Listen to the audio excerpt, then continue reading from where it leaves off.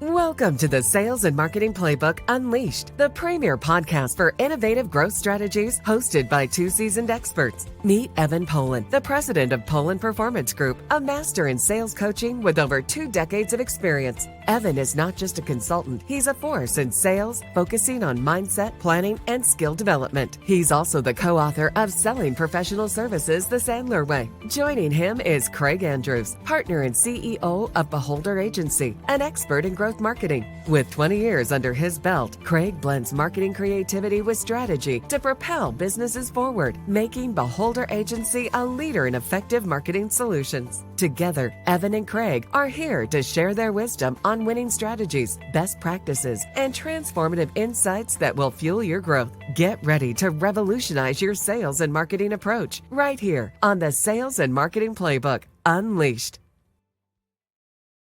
And welcome to the Sales and Marketing Playbook Unleashed. I'm Craig Andrews and my co-host, Evan Polin, sales extraordinaire. He likes it when I compliment him, so I'm going to give him one today. Just one? Just one. It's going to be a long episode. So, Evan, why don't you tell everybody who you are and what you do? Sure. I am, for those who haven't listened before, my name is Evan Polin. I am president of Polin Performance Group, and I have a sales coaching and consulting firm helping professionals who are looking to proactively grow their business, whether it's managing partner of a law firm, small to mid-sized business owner who wants to make sure that they're doing a good job getting in front of more of their ideal kinds of prospects, folks who are looking to shorten that time from meeting their prospect for the first time to qualifying or disqualifying the opportunity, and folks who do great work and just want to get more referrals and introductions from the people who they know well. Craig, why don't you introduce yourself to everyone? Awesome. So Craig Andrews from Beholder Agency, and we're a growth marketing agency. We help clients navigate digital marketing in all aspects of it by using an integrated marketing approach, making sure they're not just using one marketing channel to grow your business, but you're using several of them. And we help with different strategies in that. So today, we have a guest, Dan. So I am very excited to, in a moment, bring to the stage our guest. Our guest today is Dan Posternock, who is the managing shareholder and litigation partner for PosternockAppel. Craig and I belong to a professional association called Provisors and had the privilege of meeting Dan over the last couple of months and thought that Dan would bring a great perspective to the podcast. So welcome, Dan. Welcome, Dan. Thank you. I appreciate you having me today. So Dan, tell us a little about yourself and your company. So my name is Dan Posternock. I'm the managing shareholder of a law firm in South Jersey, PosternockAppel. We're a 9-lawyer firm with basically 4 practice areas, estate planning and administration and probate litigation being 1, anything to do with real estate being 2. Also, we do a fair amount of dispute resolution. And our general counsel to a fair number of mid and small size businesses. I tell people to call me when they have a business dispute that they need resolved, and hopefully before litigation. And also, they can call me when someone they know or they have purchased a property, real estate, and found unexpected and undisclosed significant problems. Awesome. Evan, you want to go with the first question? Go ahead. Sure. And Dan, we're excited to hear your perspective. Both Craig and I work with a lot of professionals, a lot of attorneys, professional service firms, and a lot of times people wouldn't ordinarily put together sales and marketing with an attorney. But as you know very well, if you want to have your own firm, if you want to make partner, you really need to do a good job of kind of getting out there, marketing yourself, and being able to grow a practice. So I thought maybe we'd start at the beginning and wanted to ask you, at what point in your career did you learn that having to market yourself, having to bring in business was actually part of what you were going to need to do to be successful? And how did you start to get involved in that? Well, it's actually a pretty big question you pose, Evan, quite frankly, because a lot of it depends on what you, as a lawyer, or other professional, what you want to do with your career. So, there's a lot of lawyers whose success does not depend on sales and marketing because they simply want to practice law and service clients. But if you're like me, an entrepreneur, or wish to have a small or medium-sized firm that you want to be successful, as a professional, I hate to put it bluntly, but you better get over yourself. Because sales and marketing is pretty important. And, quite frankly, in my world and a lot of professional worlds, doctors, et cetera, we're not taught sales and marketing in law school. It's not part of the curriculum. I think that's a serious problem with schools in general. And two, with larger firms, you're not necessarily at the beginning of your career.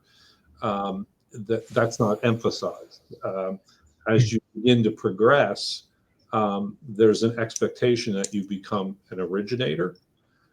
So whether or not you're going to own a firm or be a partner in a firm, to be successful, you have to be an originator of business. And that all comes back to sales and marketing. So I guess a question I have for you is, tell me about some of the bumpy roads that you had from a marketing perspective. I'll leave Evan for the sales stuff, but some of the marketing perspective when you were growing your business. What were some of the potholes in the road that you experienced? So one of the things I'll say that I know both of you agree with, and I know that Evan focuses on in the services he offers, is mindset, and also making the distinction between sales and marketing, because those are two different things. Wow, preach. And they are. I mean, so Craig, your question is really more oriented toward marketing. Does your business or firm have a plan? Are there milestones in that plan to achieve your ultimate goals? Do you have a vision? Are you able to, there's a book that I typically recommend in providing services to businesses called Who Not How. Are you the one who should be doing the marketing, for example? Should you be relying upon inside people or outside vendors? So that's a large part of in both sales and marketing. Specific as to marketing, are you going to hand people materials that help explain what services you provide? Being one example.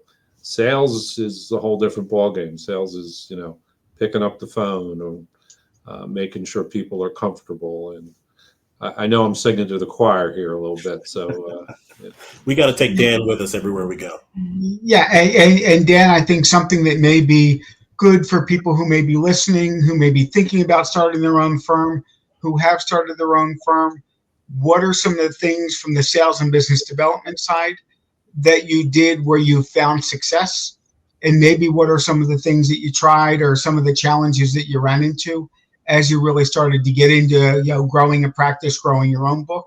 But best practices, things to avoid. Yeah. So another somewhat broad question from this perspective: what's your target audience? How are you attracting that target audience? And again, to sort of come back to, are you the one to do it? So by way of example, one suggestion that I'm pretty sure you both recommend is an activity log. Take some time to write down for a significant period of time what you do with your time. What's the saying? Prioritize your schedule rather than schedule your priorities rather than prioritize your schedule. If you, for example, as a lawyer, make a higher amount of money per hour doing something, you should continue to do that something, not $100 an hour, $10 an hour type tasks. And many of those fall in the administration of sales and marketing. And then the other part of it is you're just, quite frankly, probably not as good as someone who's trained and who knows how to do it, who oversees it, who gathers the data, who analyzes how the data is achieving your ROI. So from a business person's perspective, are your salespeople and are your marketing people utilizing your investment well? And again, I know that's something that you both are very successful in demonstrating to your clients. Yeah, and I just want to emphasize two things that you just said. I think they're two very good points and they shouldn't get lost. One, not everybody is cut out for sales and marketing. I jokingly say, and used to jokingly say with my former partner, some people are good with everyone but people. And there are some people who should be back in an office billing 18 to 2,200 hours, having very little interaction with clients because that's not really their strength and that's not their best and highest use. Mm-hmm. The other thing that you mentioned that is something that I've done for the last 20 plus years, something I recommend for all of my clients, every single piece of business that has come in, everything that's in my pipeline, I've gone back and identified where it came from. So if it was networking, where was I networking? If it was a referral, who did the referral come from and how did I meet the person who gave me the referral? If it was marketing, can I identify which marketing program it was, which campaign it was? Because the more I can, and again, Craig likes to say data all the time, the more I can go back and look and see what's working, there's a better chance that I can go and replicate that and work smart rather than just working really, really hard. And if there are things that I invested money in, I invested time in, didn't see much of an ROI, well, let me cut those things out and do it as quickly as makes sense, so that I can really make sure, Dan, again, going back to your point, looking at where am I the most valuable, what's making me the most money, again, which of my services are the higher margin services, to figure out how I can do more around that and build my business plan around that. And I think that from my perspective and what you mentioned there, Dan, the thing to keep in mind is not only, to your point, stay with the people who are concentrated on doing it, but I think the other part of it is to keep in mind how important it is to make sure that you're reading the data like Devin said, you're reading the data in a position and reading it honestly. Because sometimes we all have favorite children in a sense that this was my favorite idea. I really liked how I looked in that video. I really liked what I wrote in that piece, and it really doesn't work. So you really need that objective view to understand it, especially in a creative industry that lawyers are in. I mean, in other lawyers that I've worked with in the past, I mean, it's so competitive. It's so competitive. How do you differentiate yourself in a pool full of other lawyers? That's what I'm interested in hearing from you. Yeah, it's hard, quite frankly. I'll give you, there's a few things to touch on there. So I'll give you some examples. I'll come back to what you just said, Craig, about falling in love with your ideas. So this is a pretty expensive lesson that I learned, and I hung on to it longer than I should have. So I won't go into the specific practice area, but there was a practice area that was near and dear to my heart. And I actually did a couple of focus groups, and designed them in a way that I invited the specific people that I knew were knowledgeable about those areas. They were asked different questions. We collated the information, and I created a campaign and a platform in order to attract and service that business. Well, it wasn't successful. I mean, I don't know how else to say it other than I devoted a certain amount of money, not only to marketing it, but to the people to service it. And I hung on too long. And we lost money for a while. Well, we didn't actually lose money. We didn't make much. Let's put it that way. Almost the same thing. Yeah. And so to your point, Craig, I wasn't really looking at that objectively. Yeah. And I really needed someone to step in who wasn't as emotionally attached to it. Now, another example would be real estate, for example, residential real estate in a law firm. So there's not a lot of margin there. But we don't represent people to help them buy and sell houses to make money.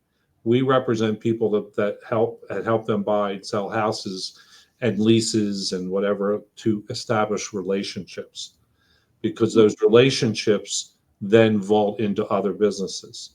So the 4 practice areas that I mentioned, we are built on 4 practice areas that talk to each other. So it doesn't necessarily matter how you come to us in those practice areas. Every practice area, estate planning, business, real estate, dispute resolution, you're going to have, as a business owner, you're likely to have those similar problems, so that when we meet you, service you, make you happy in one area, we become your law firm and you come back to us for others. So, go ahead. So, and then I was going to say, when I work with firms that have multiple practice areas, the quickest, easiest way to grow is through cross-selling from practice group to practice group to practice group. Bring one client in. And again, you're not giving them services that they don't need. They need all of these services. But if they can, one company, one individual can get 2 or 3 services from one firm versus going out to 2 or 3 different firms, it's typically going to be more cost effective for the client. They're going to have somebody who can really be a quarterback and kind of oversee everything.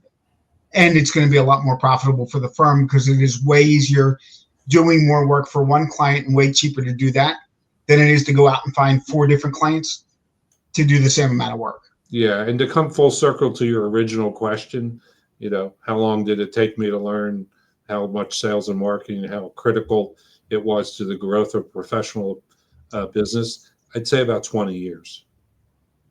So you are a quicker learner than most attorneys. Yes. Well, I learned it in 20 years. I didn't implement it for a while. Yeah, I'm in year 38. So, well, that's why they call it the practice of law, right? Where we keep working at it. Yes. Right. Yeah. Well, and to kind of come back to my set, I don't currently, because I'm just at a different stage, not only of my career, but my life. I actually don't describe myself as a lawyer most of the time anymore. I describe myself as the owner of a business that provides legal services. That's a different twist. Absolutely. Absolutely. And the thing I want to kind of step back just a hair. A lot of times when, in the way you described it, I try to look at, when I'm work servicing clients, I try to look at how I can extend the relationships that the clients have with their client base.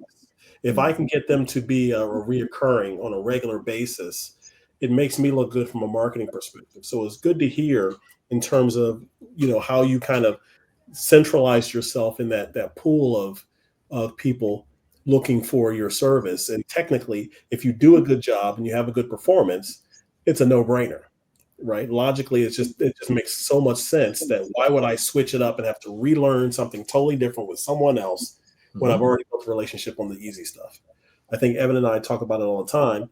Get the easy stuff done right, and the hard stuff just takes care of itself. Without a doubt. And here's the other aspect of it. People come to me as a lawyer, and I'll use you two as an example. People come to me as a lawyer, but if they need sales and marketing, I'm not servicing them. I'm sending them to you guys.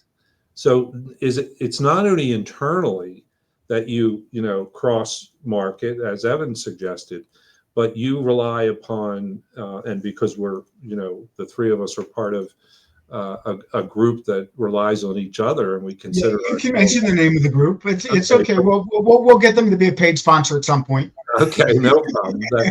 Since we're all part of Provisors, and the underlying mission of that is know, like, trust, refer, we get to know each other, and it's I refer more as many people out, not only to other lawyers who don't do what I do, but to other service providers who, just because people know me, trust me, and they know that I'm going to refer them to someone that's going to provide good service, like you two. One of the things that I say all the time, I want my clients coming to me for anything. Just because I don't do it, again, between Provisors, between being in the business community for the last 25 years, I probably know 1 or 2 or 3 people that could help them with whatever their issue is. Right. But if I am always their go-to person, they are never going to leave me. I am going to be that trusted partner, that strategic advisor for my client. And I just, using Provisors as an example, had a business owner who's getting ready to give the business to the second generation, wanted some help. So I was able to set him up. I had him talk to 2 or 3 different folks who specialized just in that. Mm-hmm. He was grateful and very happy that I was able to put him in touch with those resources. those resources were happy that I was able to put them in front of a good business owner. And that's really what it's all about, both in terms of doing the right thing for your client, but it also really, quite frankly, makes it easier to grow your business if you are that go-to person for your client to come to for anything. Yeah, we're going to change Provisors to "I got a guy" or "I got a guy." Dan, I don't know how much time you spent in the New York groups, but that's exactly how they say it. Not really. That's funny. Well, I'm a South Jersey boy, So let's do this. What we usually do in our show towards the end of it is we do what I call a shotgun round. Give us 3 or 4 things that you would advise people who are in your position or going to be in your position or trying to be entrepreneurial. What advice would you give them? Something different than you told us. I'm putting a little hook on you there. Wow. I don't know. That's a tough question. So you want me to say, tell me exactly what you want me to, let me revisit that question. Okay. I would say either 2 or 3 tips that you would give someone in the industry in terms of things that may help them to be successful, or 1 or 2 lessons that you learned and things that people should absolutely not do if they're looking to be successful in sales and marketing in either growing their individual practice or growing or starting a firm. Yeah. So educate yourself. I think, I think some of these themes have come from what we've already discussed, but educating yourself, delegating, I think is pretty critical. When I think things through a little bit, sometimes I need to think about what I want to achieve. And it's like the 3 of us are doers. Yeah. And it's hard to step away from the how. So as soon as you think of a problem, then you start thinking about how to resolve it. But you got to get down what you want to be at the end first. Until you know what the end of the road is, you can't figure the rest of that out. I sort of follow a must-have, can-have, want. So there's certain, when I'm thinking about things, it's what must I do or must have someone do to achieve this goal? And then it kind of expands as to can. Now I can do some things that I might not otherwise have done. And then it becomes fun. Then it becomes, now I can do what I want. And just to put it back in the terms of a business, I must make enough money to pay the electric and the rent and my employees. I can begin to add people along the way. I can become more charitable. I can do, those sort of things. Then we get to the want. I'm successful enough that I can take a 2-week vacation.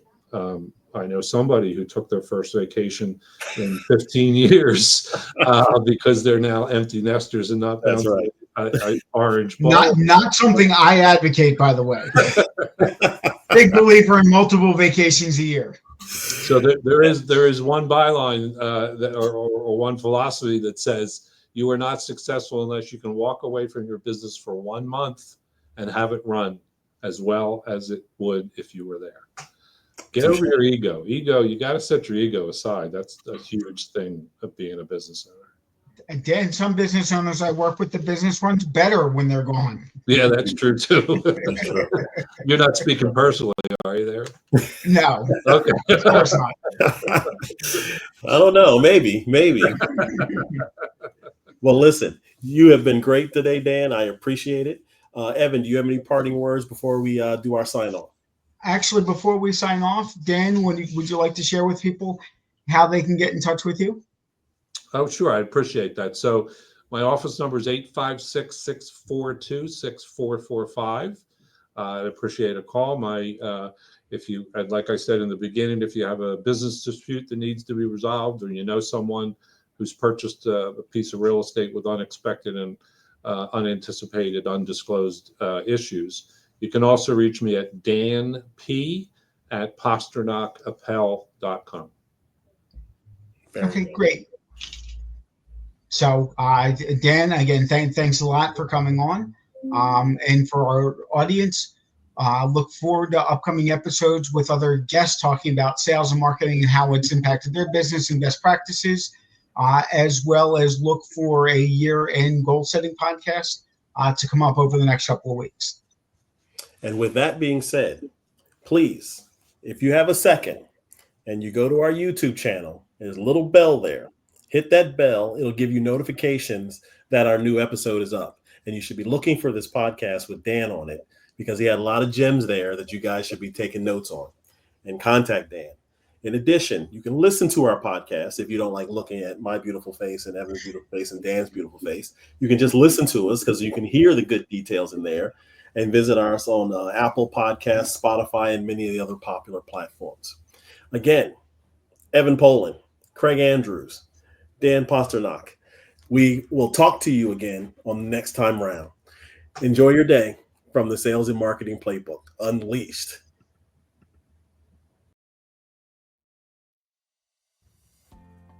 Thank you for joining us on this exhilarating journey through the world of sales and marketing. Remember, the playbook is in your hands and the possibilities are limitless. Keep exploring, experimenting, and innovating, and watch as your business reaches unprecedented levels of success. Don't forget to subscribe to the Sales and Marketing Playbook Unleashed on all major podcast platforms, and follow us on YouTube, Facebook, and LinkedIn for even more exclusive content. Until next time, keep hustling and keep winning.